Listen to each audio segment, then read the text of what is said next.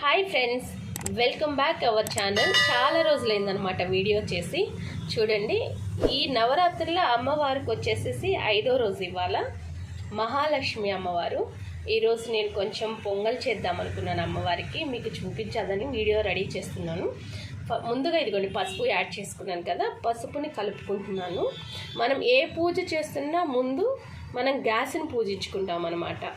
Ready, ఇదిగోండి నేను చూడండి గ్యాస్ని పూజించుకుంటున్నాను.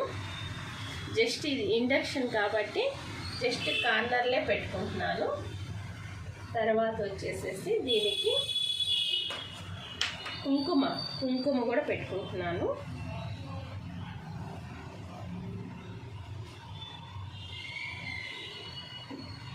ఇప్పుడు మనం పొంగలికి వాడే గిన్నె అండి ఇది.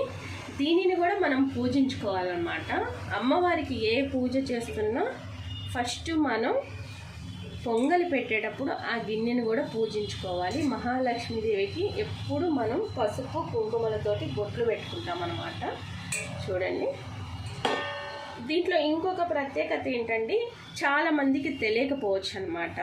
ఇలా బొట్లు పెట్టుకున్నాక మనం దీన్ని ఇలా కూర్చోబెడతాం అమ్మవారి కోసం. ఈ పొంగలి గిన్నె అనమాట. ఒక దారం తీసుకుంటున్నాను, వైట్ దారం.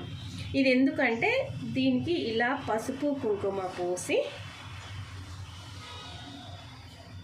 ఈ దారం ఏం చేస్తానంటే దీనికి కట్టేస్తాను అనమాట. ఈ బౌల్కి ఒట్టి దారం కట్టకూడదు ఎప్పుడు. దీనికి ఒక తమలపాకు కానీ ఒక పసుపు కొమ్ము కానీ ఇలాంటివి కట్టుకోవాలన్నమాట. ఇదిగోండి తమలపాకు. ఇది ఫ్రెష్ తమలపాకు తీసుకోండి. ఎప్పుడైనా లక్ష్మీదేవికి ఒక చెట్టును కానీ అలా తెంపుకోవచ్చు అనమాట. ఇదిగోండి ఇలా పసుపు కుంకుమ పెట్టుకోవాలి. దీన్ని ఇలా హోల్డ్ చేసి ఈ దారాన్ని ఇలా చుట్టుకొని ఈ దారాన్ని గిన్నెకి కట్టాలన్నమాట. చూడండి రెడీ అయింది కదా. దీన్ని నేను ఇలా ముడేసుకుంటున్నాను. ఎప్పుడైనా మనం పొంగలు పెట్టేటప్పుడు ఏ టెంపుల్ దగ్గరైనా ఎక్కడైనా ఇది కంపల్సరీ పాటించండి. చాలామందికి తెలియకపోవచ్చు. ఓకే, ఇది పెట్టుకున్నాక చూడండి,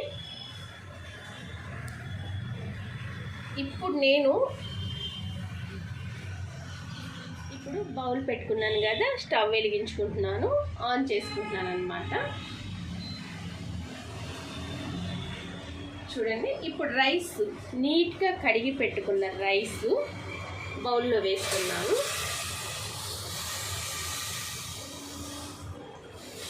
చూడండి, నేను ఒక గ్లాసే తీసుకున్నాను బౌల్కి. వాటర్ యాడ్ చేయట్లేదు ఇంకా. నేను పాల ప్యాకెట్ తీసుకున్నానండి. ఒక గ్లాసు బియ్యానికి పాల ప్యాకెట్ 1/2 లీటర్ పోసేసుకుంటున్నాను. పాలు ఎంత పోస్తే అంత మంచిగా ఉంటుందన్నమాట పొంగల్ అనేది. దీనికి నేను క్వాంటిటీ అనేది మీరు ఒక గ్లాస్కి 2 గ్లాసులు తీసుకోవచ్చు. నేను అలా కాదు, నాకు క్వాంటిటీ తెలుస్తుంది అనమాట. చూడండి, ఒక గ్లాస్కి 1/2 లీటర్ పాలు, కొంచెం వాటర్ కూడా ఇంకొక గ్లాస్ వాటర్ యాడ్ చేస్తున్నాను. వీటికి ప్లేట్ పెట్టేస్తామండి, బాగా మరుగుతుంది అనమాట. మరిగే వరకు చాలామంది పెసరపప్పు కూడా వాడతారు. నేను సగ్గు బియ్యంతో బాగుంటుందన్నమాట. పెసరపప్పు సగ్గు బియ్యం 2 వాడతాను.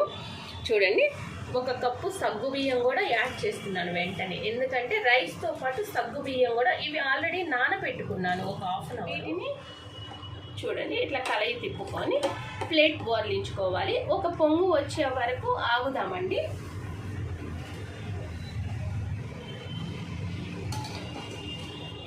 కదండి, ఒక పొంగు వచ్చే వరకు దీన్ని ఉంచుదాము. ఈలోపు బెల్లాన్ని దంచుకుందాము. తీసుకున్నాను. దీంట్లో కొంచెం షుగర్ కూడా యాడ్ చేస్తానన్నమాట. ఎందుకంటే బెల్లం షుగర్ 2 కలిపి చేస్తే అమ్మవారికి చాలా ఇష్టం. ఎక్కువ చక్కెర పొంగల్ చేస్తుంటారు, కానీ 2 కలిపి చేస్తే ఇంకా బాగుంటుందన్నమాట. చూడండి, ఈ బెల్లం సరిపోతుంది. దీనికి ఇంకొంచెం మనం షుగర్ యాడ్ చేస్తాం. చూడండి, బెల్లం ఇలా పగలగొట్టుకున్నాను అనమాట. పాలు పొంగంగానే బెల్లం వేసేసుకుందాము. దీంతో పాటు కొన్ని ఐటమ్స్ కూడా ఉన్నాయన్నమాట. అవి కూడా వేస్తూ చూపిస్తాను మీకు.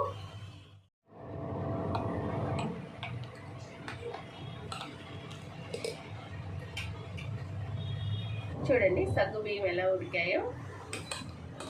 ఇంకొంచెం సేపు ఉడకనిద్దాము.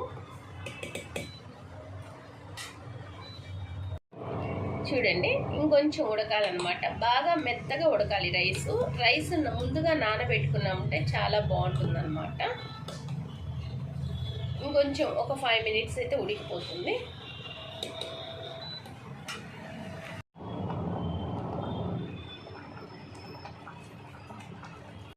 రైస్ ఉడికిందండి, చూడండి ఇలా దగ్గర పడింది కదా రైస్. ఇప్పుడు నేను దీనిలో బెల్లం, మనం ఏది దంచుకున్నామో అది బెల్లం వేస్తున్నాను. చూడండి ఈ బెల్లం అంతా వేస్తున్నాను. దీనితో పాటు కొంచెం షుగర్ కూడా యాడ్ చేస్తాను అనమాట. చూడండి ఈ గడ్డలు కరుగుతున్నాయి కదా, ఎక్కువ టైం కూడా పట్టదండి. చాలా టేస్టీ అమ్మవారికి ఇష్టమైన పొంగల్ ఇది. చాలా త్వరగా రెడీ అవుతుంది. ఇంకొక 2 నిమిషాలు ఉంచుకుందామండి. చూడండి ఇది బాగా ఉడికింది కదా. ఇప్పుడు దీంతో పాటు కొంచెం షుగరు, చెప్పాను కదా షుగర్ వేయటం వల్ల కూడా చాలా టేస్ట్ వస్తుందని ఒక 2-3 టేబుల్స్ షుగర్ యాడ్ చేస్తున్నాను. వేసాక ఇది బాగా కలుపుకోండి. హైలో పెట్టకండి, మాడుతుందనమాట. సిమ్లోనే పెట్టేసుకోండి. దీంతో పాటు నెయ్యి కూడా యాడ్ చేస్తున్నాను. చూడండి నెయ్యి ఎక్కువ యాడ్ చేయలేదు, కొంచెం యాడ్ చేసుకుంటున్నాను నేను. కొంచెం నెయ్యి యాడ్ చేసి ఇంకొక 2 minutes ఉడకనిద్దాము. ప్లేట్ పెట్టేద్దాము. చూడండి ఇలాచి ఎన్ని వేసుకున్న సువాసన ఉంటుందన్నమాట. అమ్మవారికి కానీ అయ్యవారికి కానీ చాలా ఇష్టమైనది. దీనిలో వేసి మరీ పొడిగా అవసరం లేదండి, కచ్చా పచ్చిగా దంచుకోవాలి. చూసారా ఇవి ఇత్తనాలతో పాటు వస్తాయి. చూడండి ఎలా వచ్చాయో. ఇలా వేసేసుకుందాము. చూడండి ఎంత బాగా ఉడుకుతుందో చక్కగా. ఇలాచి వేసేసాను. ఇంకో విషయం ఏంటంటే చాలామంది నేతిలో జీడిపప్పు, కిస్మిస్ కానీ ఏవైనా ఫ్రై చేసి వేస్తారు కదా. అలా కాకుండా ముందు నెయ్యి వేసుకొని దాని తర్వాత మనం వేయించకుండా వేసే జీడిపప్పు ఉంటాయి చూడండి, అవి చాలా బాగుంటాయి. మనం ఇంట్లో ఎంగిల్ చేసిన నెయ్యి ఉంటాయి కాబట్టి నేను ప్యాకెట్ తెచ్చుకొని ప్యాకెట్ నెయ్యి వాడుతున్నాను, అమ్మవారికి ఎంగిలి కాకుండా. అండ్ దీంతో పాటు జీడిపప్పు, కిస్మిస్ ఇవి కూడా చాలామంది ఫ్రై చేస్తారు నేతిలో, కానీ నేను నేతిలో ఫ్రై చేయకుండా ఇలా డైరెక్ట్ వేసేస్తాను. చాలా బాగుంటుందన్నమాట, మనం తింటున్నా కూడా బాగుంటుంది. చూడండి ఇది బాగా ఉడుకుతుంది. ఇంకొక 2 minutes ఉంచుదామండి. చూడండి అమ్మవారి పొంగల్ రెడీ అయిపోయింది కదా. ఇప్పుడు చూడండి ఒక బౌల్లోకి తీసుకుంటున్నాను.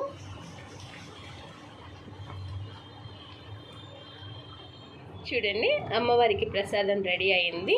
గ్రీన్ యాలక కూడా వచ్చింది చూసారా, అంటే అమ్మవారి కరుణ ఉన్నట్టు అనమాట. ఇది ప్రసాదంగా పెడదాం. నా వీడియో కనుక మీకు నచ్చినట్లయితే లైక్ చేయండి, షేర్ చేయండి, సబ్స్క్రైబ్ చేయండి.